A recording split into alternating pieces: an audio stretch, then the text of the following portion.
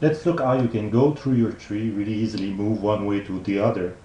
So in the same example of the family tree of Maryse Bernard, we can tell that it's her family tree by looking at the color. There's only one square that has the green color, and that's the one of the main subject, the subject of the tree. So Maryse Bernard, even if you move into the tree, you'll see that there's always the green box here that signal that that's her tree that we are talking about. And in most cases, this will be your name that will be in this case. So what we can see here is that below Maryse we have our immediate family. So we have her husband and their children. We also have the union date, so they got married in 1967. And we also have some information available on her birth. We see here with the 194 above that this tree has 194 ancestors for Maryse. And we have her parents, Adrien and Marie-Paul Vigneault, and each of them have, for Adrien, 100 ancestors, and Marie-Paul Vigneault, 92. In their case, we also have information on their birth and their death, and on their marriage. We also can see that we have Marie's grandparents here and great-grandparents, and so on and so on. We can continue here and find more. We'll see that in a moment. So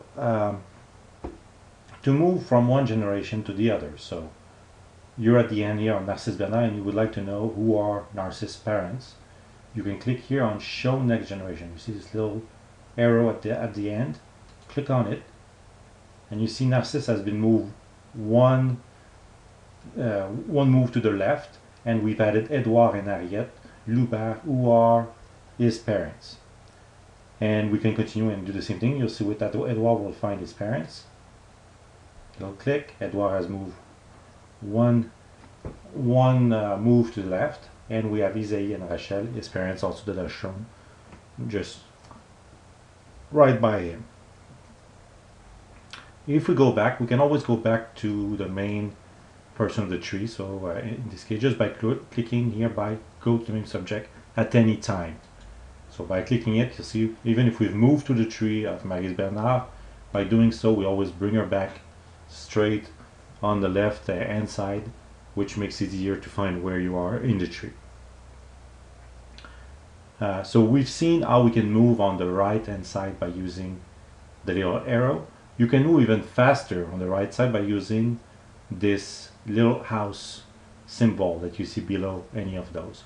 By clicking on the one here below Isidore Bernard, you'll see that Isidore Bernard will move all the way to the left here, and we'll have Narcisse and then all the other parents that we'll have. So let's click on it. See, Isidore has been moved here. We have Narcisse and all the other parents. And we can do the same thing by moving Isaïe all the way to the left. There it is. Isaïe has moved all the way to the left, and we have his ancestors to him that are shown straight there. Let's go back to the original position. So we've seen how we can move on the right side.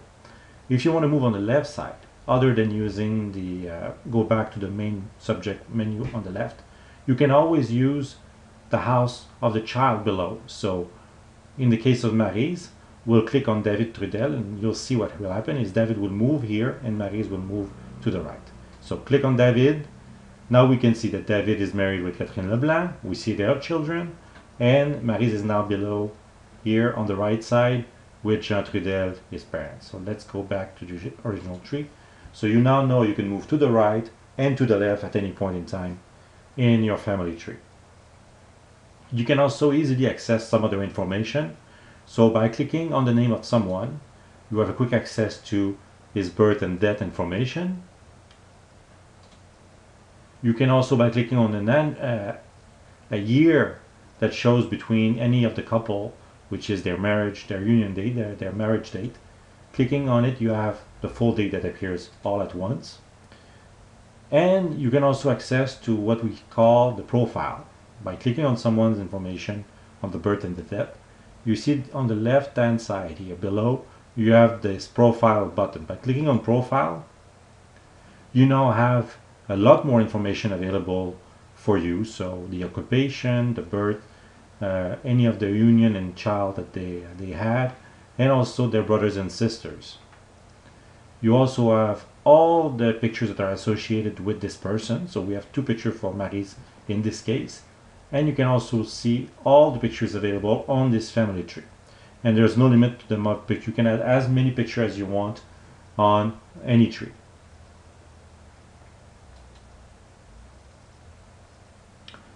If you want to add information, you want to add, let's say that Mary's got married with someone else, with another husband, you can click on Add Union. That allows you to add this new spouse with the information.